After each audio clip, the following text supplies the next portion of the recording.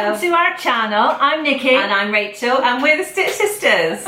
We've got a very quick video for you today, all about our coat making workshop that happened last weekend. Yes, it did. It was so exciting to see seven beautiful coats being made. Yes. And all of them managed. There was a couple that had a few bits to finish off at home. Just a bit of pressing. Everyone had pressing to do, because that is the key to a really good looking coat, is it needs to be pressed within an inch of its life. So there wasn't time for that, so obviously they've gone to do that at home. But yeah, everybody else, one lady just had a few hemming thingies to do. Yes. Inside, hemming thingies. Makes us sound like we taught a really professional we did. class. All the hemming thingies were done. All the hemming thingies. And we had a couple of ladies who had properly finished. They had sewn up their Five of them had, yes. Yeah. So it was really good. We had some gorgeous fabrics. Oh, fabric envy galore. Fabric envy galore. So we wanted to just show you a few little snippets from the day, which we'll run alongside, and also we've got some finished pictures to show you all. So you can see how they all did. Yes. So we had the lovely Kate, who came all the way from North Wales. Yes. And she picked a beautiful burnt orange boiled wool, which I spent the whole weekend trying to steal away from her. She kept trying it on. I did. Well, I tried everyone's on, to be fair. As soon as they put it down, I was like, oh, try this one on. And then she had a lovely teal blue lining, so burnt orange and teal, you just can't beat that combo, It was quite a light wool, so it was more like a chunky cardigan, or it wasn't a depth of winter coat. Yeah. It was a kind of spring into autumn coat. Yeah, it was like transitional period. Yeah, but it was lovely. Yeah. But then and if you put a scarf with it would be completely winterproof as well. It was gorgeous, as you can see in the picture. Yes. And we also had Sam, who's a fellow Bristol girl. Yes. So the first time we met her, she had a beautiful cobalt blue coating that she'd bought in the Sew Over It sale. And it was beautiful, just stunning. And she had a mustard lining as well. Mustard spotty lining. And Rachel tried it on, and Rachel had her mustard shoes on, and Sam was going, "I need to buy some mustard shoes." I've always got mustard shoes on, let's face it. And then we had Deb, who is one of our sewers who comes to class with us regularly. In fact, we had 3 sewers who come to class. Yeah. And Deb had a lovely shades of taupe and brown and chocolate, big check fabric that she bought from Fabworks. Yes, she did. And she had a proper shiny lining, silky shiny inside. Kind of again a sort of warm tone silver, almost like a taupe or a mink or something like that. Yes, like a mink. Beautiful, and that was gorgeous. It was gorgeous, really, really stunning. And then Sarah, I couldn't try Deb's on because I couldn't fit in it, unfortunately. But it just was beautiful. I just had envy from afar. And then Sarah had a lovely chunky wool. She had a bigger knit wool, which again was a check with pinks and oranges, and I think there was a navy running through it. And she had pandas on her lining. Pandas and pagodas. Yay! Yay for the pandas. They were gorgeous, really lovely. Bless you. Excuse me. And Laura, who is also one of our regulars, and a neighbour. She lives just down there. Two doors that way. Hi, Laura. She's not hovering outside the window, by the way. That's that a weird stalker.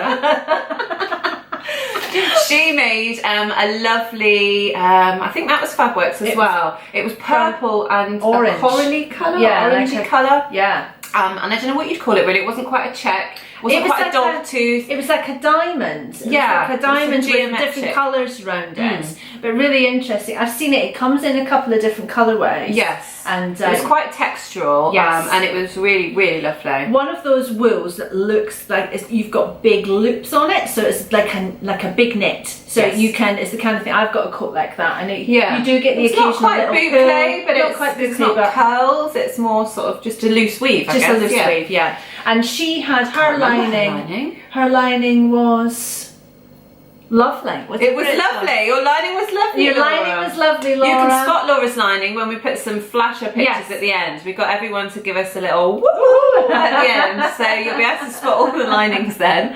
And then we had 2 lovely ladies who are friends. One came from London and one came all the way from Dublin. Yes. And so I think they were having a catch-up weekend, seeing each other, but also sewing coats together. Yeah. So Lisa had a lovely grey tones check. Oh yes. That she bought from Walthamstow Market. And it was fluffy on one side and matte on the other, and she went with the fluffy side. We had to decide whether she wanted other people to stroke her or not, so she went for the stroking. And she had a shiny lining as well, didn't she? But it had like geometric shapes and stuff on the inside. I think it was paisley. Paisley or something, it was lovely.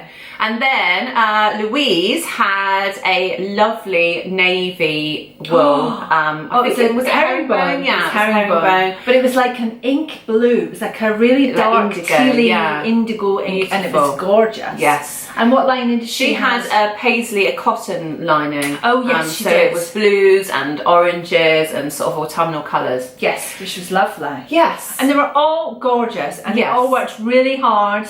And there was lots of ABBA going on in the background. We had a bit of a disco day on the Saturday, and we had traditional ABBA on the Sunday. Traditional ABBA, like to get everyone sewing. Traditional ABBA day. And there was lots of tea, and we had lunch together, and it was just lovely. It was lovely. And we held it all at the Bristol Textile Quarter in the centre of Bristol. Yeah. I'll link down below, but if you check out their website, you'll see they do lots and lots of classes. Yeah, it's just a big industrial space that's used by lots of makers in the area. So you've got weavers, and you've got lots of people that work with different textiles. There's a pattern cutter that's based there.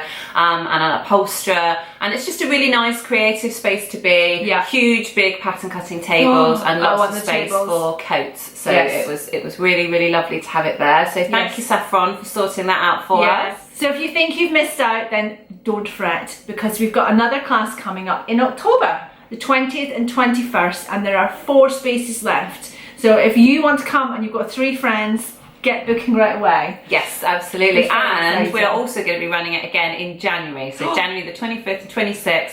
So if you want somebody to buy it for you as a Christmas present, it will be up on the website very, very soon. And we will actually be putting them on our Stitch Sisters website too. So at the moment, the tickets have all been, or places have all been sold on our Sodbury Sewing School website, which is where we book all of our classes. But to make it easier for you guys, we're going to also put it up on our Stitch Sisters website too. It'll all be linked downstairs. Downstairs? I keep saying that. Downstairs, down below in the comments. Downstairs. Or not in the comments, in the description box.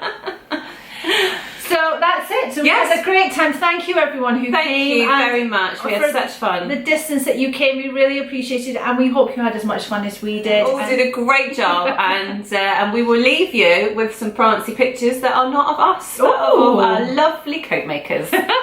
See you soon, guys. Bye. Bye.